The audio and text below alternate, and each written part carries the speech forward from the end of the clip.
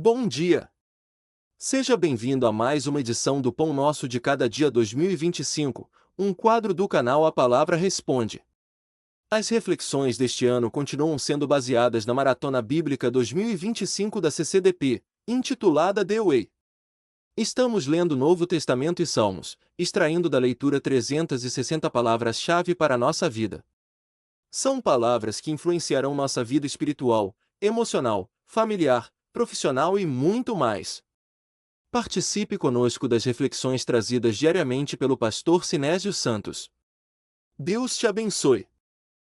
Olá, meus queridos amigos, amados irmãos. Neste sábado, chegando aqui, pastor Sinésio, com as considerações da leitura de hoje. Prosseguindo com a nossa Maratona Bíblica 2025, The Way, hoje foi dia de ler Atos capítulo 9. E a palavra que se destaca nesse capítulo, que eu separei para a nossa reflexão, é visão. Visão no hebraico tem duas palavras que podem ser usadas, marrea e razão. E no grego, horama ou horazes.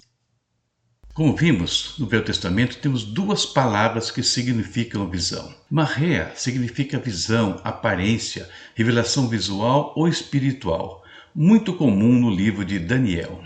Razão frequentemente se refere a revelações divinas ou proféticas, como em Provérbios 29:18.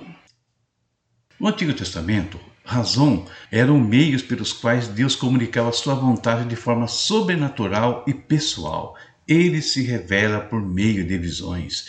Vemos isso em Ezequiel, capítulo 1, versículo 1, Daniel, capítulo 10, versículo 7. Razão refere-se a visões associadas a experiências espirituais profundas, como as de Isaías, onde ele viu a glória de Deus, relatado lá no livro dele, capítulo 6, versículos 1 ao 8. Dentre as palavras usadas no Novo Testamento, horazes aparece em Lucas 1:22, quando Zacarias não consegue relatar a visão do anjo. Horama, a visão sobrenatural, é a palavra usada em Atos 9, do 10 ao 12, para as visões simultâneas de Ananias e Saulo. Visão no grego não é só ver, mas discernir, entender e ser impactado por uma revelação divina. Em Atos 9, Saulo experimenta uma visão de Cristo ressuscitado que transforma sua vida e missão. Atos 9, do 3 ao 6. A perda temporária da visão física de Paulo, horazes, descrita em Atos 9, 8 e 9, simboliza sua cegueira espiritual anterior e a necessidade de iluminação divina. Baseado nessas informações, na leitura de hoje, 3 aspectos a serem destacados sobre a visão. Primeiro, revelação divina. Em ambos os idiomas, visões são frequentemente meios de comunicação direta de Deus com os seres humanos, como no caso de Ananias em Atos 9, do 10 ao 12. Os profetas do Antigo Testamento relatam inúmeras visões, tanto falando do presente quanto revelando futuros longínquos ao povo de Deus. Visões são importantes, mas existe uma forma superior de comunicação com Deus. Segundo, direção de Deus. A conversão de Saulo é marcada pela perda da visão física e o despertar da visão espiritual.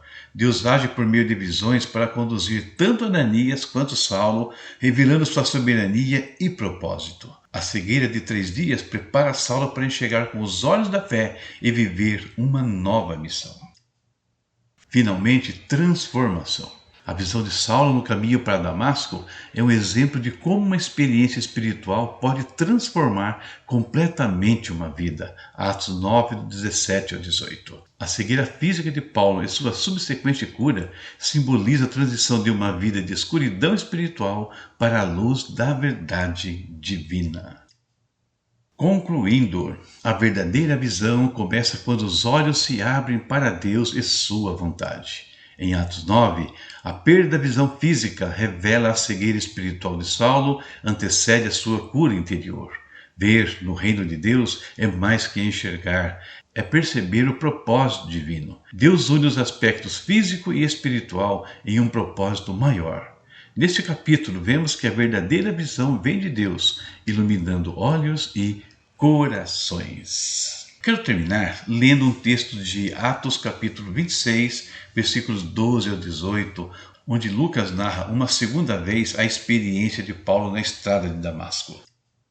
Sobre que, indo então a Damasco, com poder e comissão dos principais dos sacerdotes, ao meio-dia, ó rei, vi no caminho uma luz do céu, que excedia o esplendor do sol, cuja claridade me envolveu a mim e aos que iam comigo. E caindo nós todos por terra, ouvi uma voz que me falava, e em língua hebraica dizia: Saulo, Saulo, por que me persegues? Dura coisa te é recalcitrar contra os aguilhões.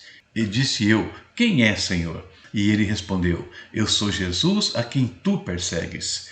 Mas levanta-te e põe-te sobre os teus pés, porque te apareci por isto, para te pôr por ministro e testemunha, tanto das coisas que tens visto, como daquelas pelas quais te aparecerei ainda, livrando-te deste povo e dos gentios, a quem agora te envio, para lhes abrires os olhos, e das trevas converteres à luz, e do poder de Satanás a Deus, a fim de que recebam a remissão dos pecados e sorte entre os santificados pela fé em mim.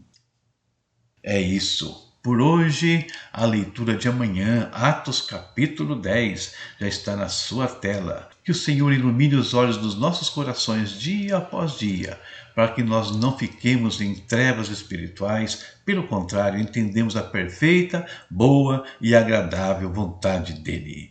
Até amanhã, se ele permitir. Tchau, tchau. Conheça os e-books do pastor Sinésio Santos. Materiais escritos para inspirar, ensinar e transformar vidas. São títulos abordando temas como estudos bíblicos, histórias envolventes de ficção, orientações práticas para a vida cristã, capacitação de docentes, comentários bíblicos versículo por versículo. Cada obra é um convite para mergulhar em conteúdos que edificam e enriquecem o conhecimento, ajudando você a crescer em fé e sabedoria. Encontre o título perfeito para sua jornada e compartilhe a experiência com aqueles que você ama. Adquira já o seu e transforme sua leitura em um momento de aprendizado e crescimento.